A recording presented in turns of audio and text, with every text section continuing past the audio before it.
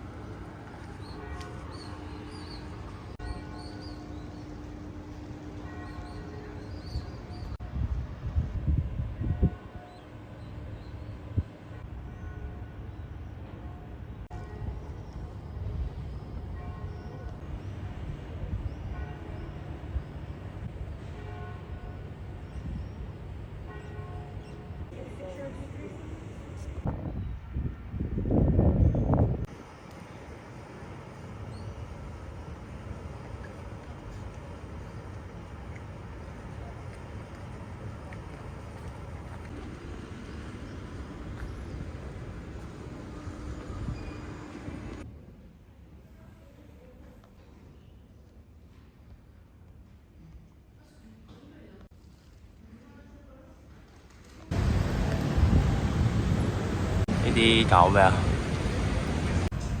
唔知咩。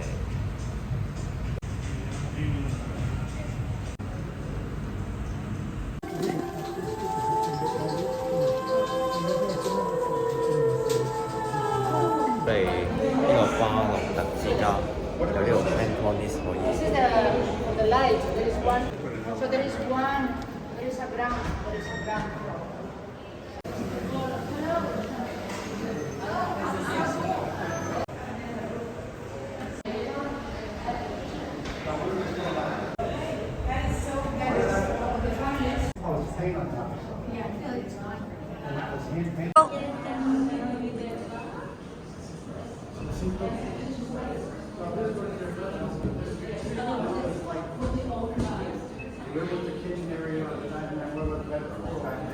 Back there and the living areas up here.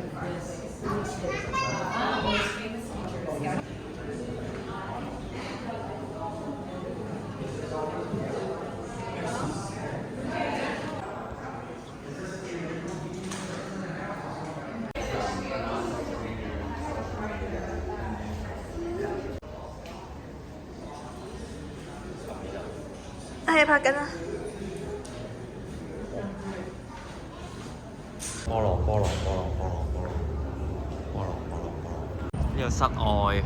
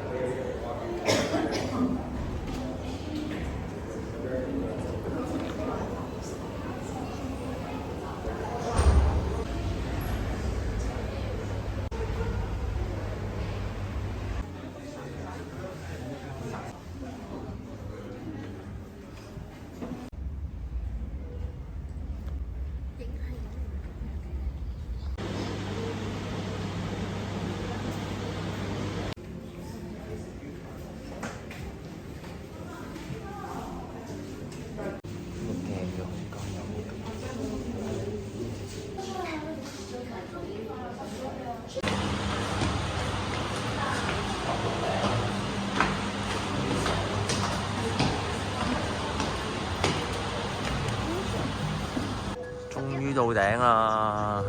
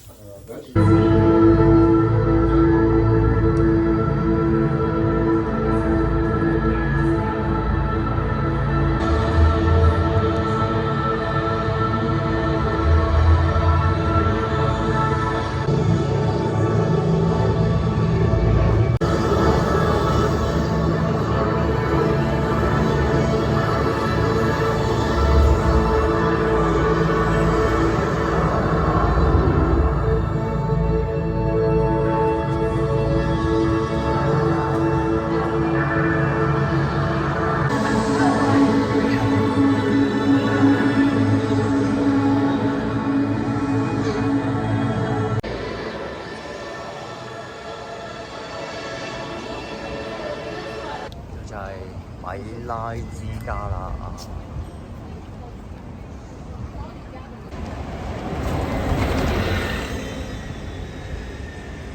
黑色嗰啲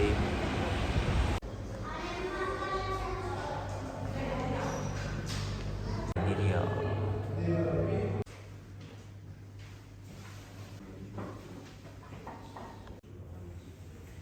廚房、僕人房、裁縫房啊。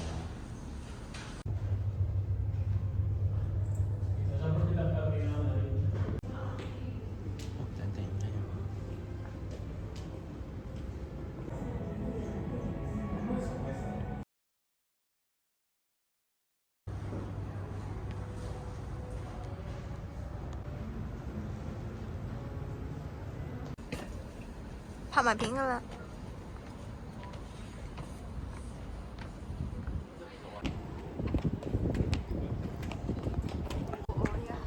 應該係。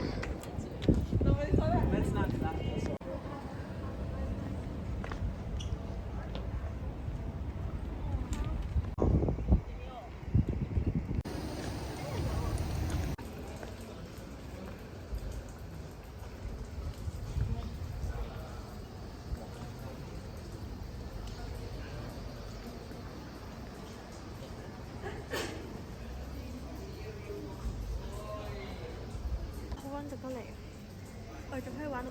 呢個咧，每一塊瓷磚都係人手畫上去，每一塊都唔同。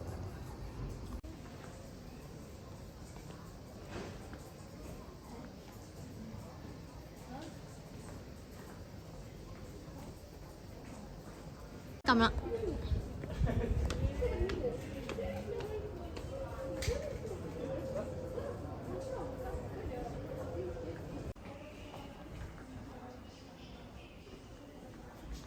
呢度係沿住呢個鐵線咧流啲水落嚟咧，跟住就沿住呢度下邊流落嚟啊！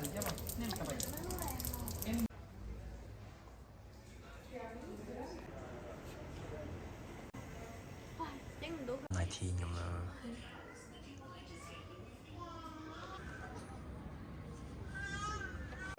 喺度落雨俾你去水咁樣。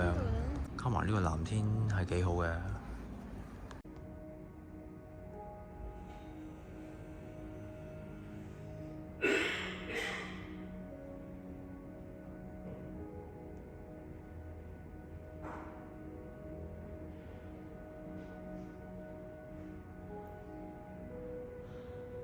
就係咁啦。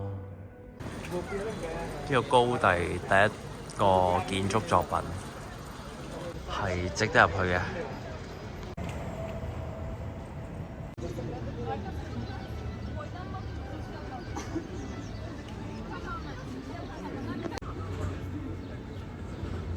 係嘅，仲有一餐，夜晚都睇埋。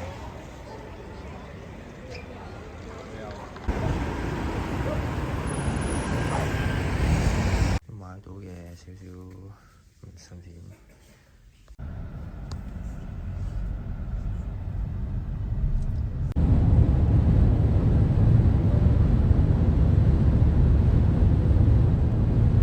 退稅啊，過程都幾繁複。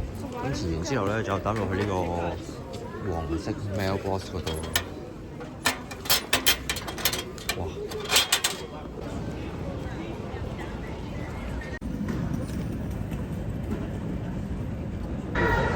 而家咧就身處呢個土耳其嘅機場唔係伊斯坦堡機場等轉機。咁今次 round up 呢個歐洲21日之旅啦。咁就見識咗好多，最主要係好多唔同國家嘅文化都好唔同，例如即係瑞士同威尼斯好乾淨好靚啦，咁樣就啦。咁啊，羅馬同佛羅倫斯感覺上就亂啲，但係就欣賞建築物為主嘅都保留得好好咯，就都亂中有序。咁去到呢個西班牙入邊西班牙係呢個嘅巴塞隆納咧，佢哋嗰個道路建設就非常之有規模，即係有專用嘅單車徑啊、的士同埋巴士嘅線啊咁樣。咁令我最驚訝就係、咦，佢哋即係道路規劃好寬闊、好廣闊，同埋嗰十字路口咧，就佢哋會設計成係一個菱形咁樣㗎，咁個斜邊咧都可以泊下車啊，放下啲嘢。總括嚟講，就今次歐洲21日之旅真係大開眼界。咁對於自己畫畫嗰邊咧都有所啟發，都要即係認真啲，同埋做好啲。好，咁啊之後香港再見啦。